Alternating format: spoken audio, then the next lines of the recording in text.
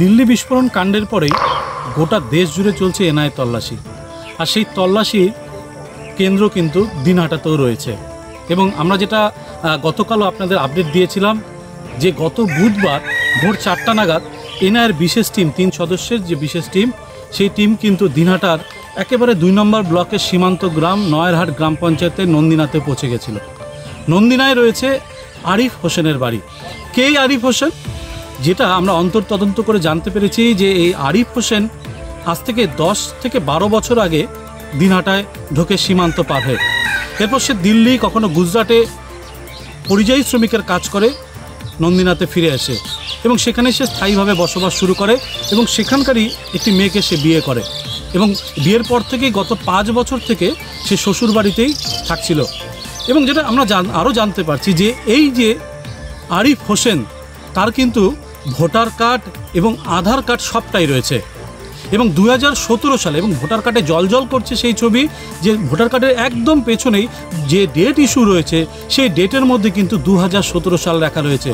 অর্থাৎ বাংলাদেশের নাগরিক হওয়ার পরেও ভোটার কার্ড এবং আধার কার্ড কিন্তু সে বানিয়ে নিয়েছে।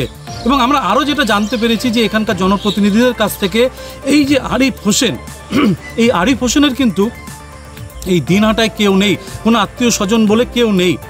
তাহলে এই যে মজিদুল মিয়া, যাকে বাবা দেখানো হয়েছে, সেই মজিদুল মিয়া কে?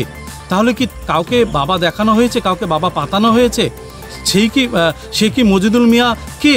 সেটাও কিন্তু উঠে আসছে আমাদের অন্তর্তদন্তে। সোনাক্ষী, মশলা কোথায়?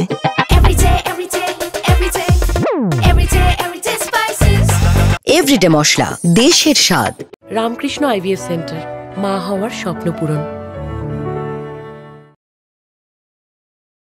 তবে আরও যেটা চাঞ্চল্যকর তথ্য আপনাদের যেটা জানাতে যাচ্ছি সেটা হচ্ছে যে এই যে আরিফ হোসেন, তার কিন্তু বাংলা আবাস যোজনায় সে ঘরও পেয়েছে।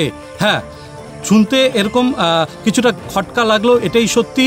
আরিফ হোসেন কিন্তু বাংলা আবাস যোজনায় ঘর পেয়েছে এবং আমরা সেই লিস্টও পেয়ে গেছি। আবাস যোজনার A+ যে ক্যাটাগরি আছে সেই ক্যাটাগরিতে কিন্তু আরিফ হোসেন রয়েছে এবং এটা নিয়ে কিন্তু আমরা যে গ্রাম পঞ্চায়েত, সেই গ্রাম পঞ্চায়েতের আজকে গিয়েছিলাম এবং সেখানকার যে প্রধান, সেই প্রধানের সাথে কথা বলেছি। প্রধান যেটা বলছে 2018 সালে একটি সার্ভে হয়েছে, 2017-18 সালে সেই সার্ভে হয়েছে। সেই সার্ভেতে বিডিও অফিসের লোকেরা এসে সার্ভে করেছে এবং সেখানে যেটা প্রাথমিক শর্ত হিসাবে ভোটার আইডেন্টি কার্ড, তার নাগরিকত্ব এবং আধার কার্ড, সেগুলো দেখেছে এবং সেই দেখেই কিন্তু তাকে হয়তো ঘর দেওয়ার চিন্তা করেছে। কিন্তু এ বিষয়ে তাদের কাছে সেরকম করার কিছু নেই বা করণীয় কিছু নেই। তাই তার পূর্ব পরিচয় কি বা কোথা থেকে সে এসেছে সেটা কিন্তু আমাদের জানার কথা নয়। তাহলে প্রশ্ন উঠছে যে কারা তাহলে আরিফকে এই ভোটার কার্ড এবং আধার কার্ড এবং কে বা বাবা সাজলো? এই যে মজিদুল মিয়া, সে বা কে?